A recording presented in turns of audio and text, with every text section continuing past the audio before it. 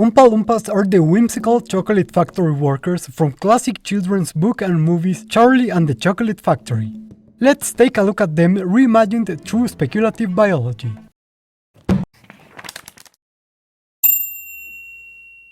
Hello everyone, and welcome to the Speculative Wildlife Research Center. Today we're taking a look at Oompa Loompas, who have a complicated history to say the least, but we'll get to that at the end of the video. Big thanks to Alec Foisey for sponsoring this episode, and you too can sweeten my day by liking and subscribing if you like this video. And now, without further ado, let's get started.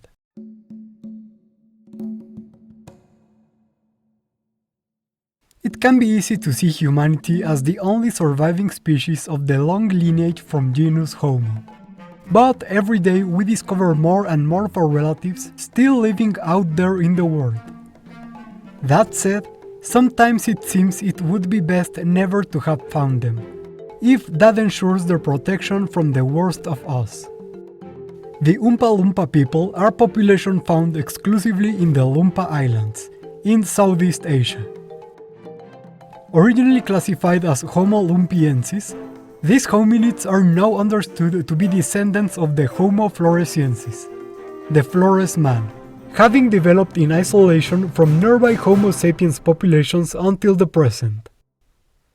There are, however, some noticeable differences between these modern hominids and their ancestors.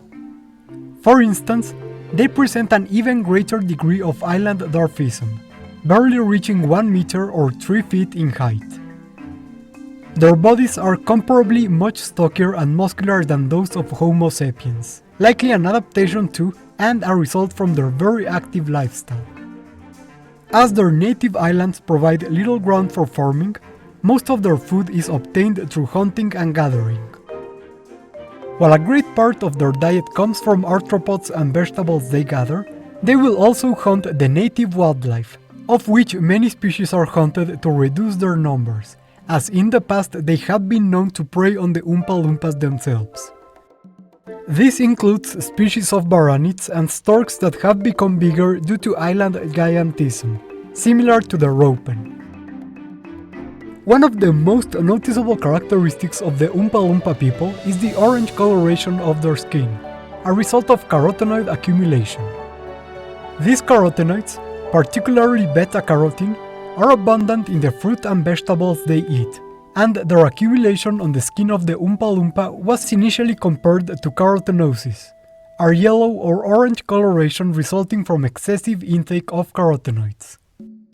However, molecular analysis has revealed the skin of the Oompa Loompa people favors the accumulation of carotenoids in much greater quantities than that of Homo sapiens. This has an evolutionary advantage. Beta-carotene protects the skin from sunlight, and this increase in carotenoid retention has given these people a much stronger resistance to the harsh sunlight of their tropical homeland. And, with carotene accumulation on the skin having no known adverse effects, this provided a great advantage compared to melanin alone. Another particular feature of theirs is the greenish tinge of their hair, which is achieved by the growth of algae, similar to that seen in sloths, and which gives them a source of camouflage that is very useful when hunting, with them using whitish clay on their skin to further hide their figure among the trees. Unlike sloths, whose slow movements and static lifestyle helps in the growth of these algae, the Oompa Loompa are much more active, and so have had to actively promote the presence of these algae. This is done by bleaching their hair using ash and animal fat, a behavior already reported in other human cultures, as this bleaching makes the greenish tinge of the algae more visible. Then, they will directly apply this algae to their hair. This species of algae has a mutualistic relationship with some animals living in the islands, and once applied to the Oompa Loompa, it is equally harmless to them. Similar to their ancestors, the Oompa Loompa have a relatively smaller brain than Homo sapiens, but their prefrontal cortex is comparable in size to that of modern humans, and their cognitive abilities seem to be, indeed, equivalent to ours, as determined through modern testing. Certainly, after having spent months on the islands, our researchers can attest to the depth and complexity of the culture they have developed. Their animal skin and plant fiber clothes, their ornaments made from shells and stone, and their villages, built among the tree canopies, are as intricate as those of many Homo sapiens populations. While their vocal tract does not allow for as varied of a range of sounds compared to ours, their language is still rather complex due to their use of rhythm and musicality. These populations are known to have a greater sense of rhythm as a result of this language, and many of their cultural expressions are very inclined towards music, song, and dance. In particular, the Oompa Loompa have a long-standing tradition of improvised singing, and individuals who are good at this are recognized for their wit and fast thinking. While often used during celebrations and reunions, this improvised singing is also performed whenever someone passes away, and having such songs sung after one's death is considered to be a great honor in their culture. The inhabitants of the Loompa Islands are also known for growing cocoa beans as part of their culture and customs. While it might seem incongruous for them to have trees from a genus that only grows in Central and South America, this is not as far-fetched as it may seem.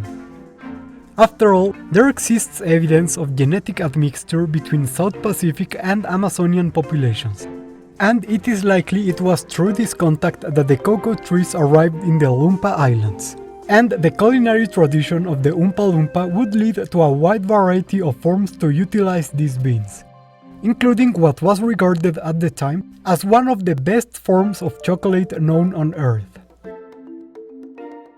Due to their cultural value, these beans are extremely appreciated by the Oompa Loompa, and this fact was exploited by early colonizers that reached these islands, taking their people and knowledge to be used in Western chocolate factories.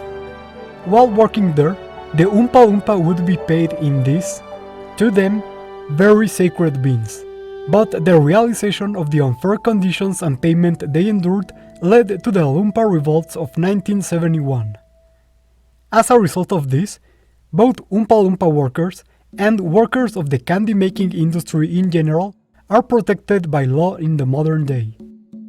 Now, the Loompa Islands are recognized as a sovereign state, and access to their land is only achievable through express permission from its people, a permission which has thankfully been afforded to our researchers.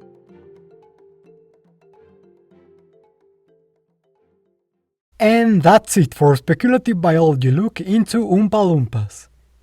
As mentioned at the beginning, these fellas have a really icky history around them. The original book version of these characters had some really weird undertones, including the fact that they were from Africa, were taken to the factory in crates, and were paid in cocoa beans. Even the original appearance, which I prefer not to show here, created a very uncomfortable parallel with slavery. Adaptations would do their best to get rid of these implications as best as they could, and even then there will be mistakes, like casting little people, like in the 1971 movie, and then failing to credit them at all. Here are their names, by the way.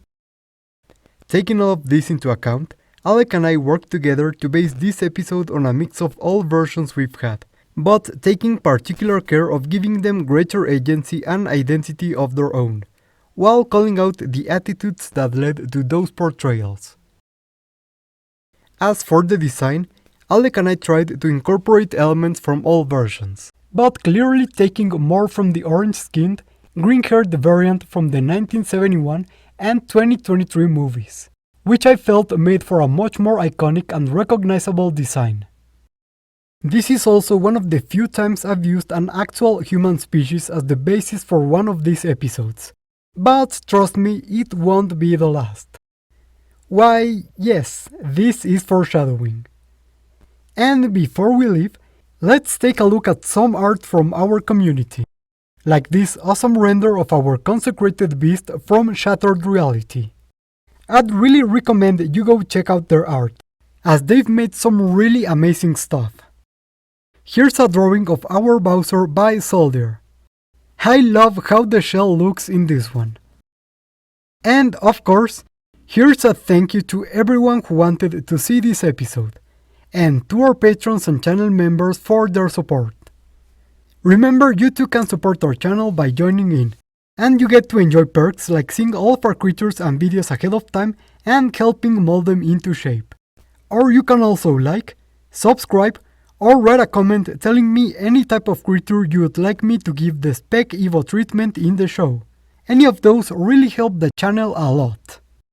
Thank you all for watching, and see you next time on the Speculative Wildlife Research Center.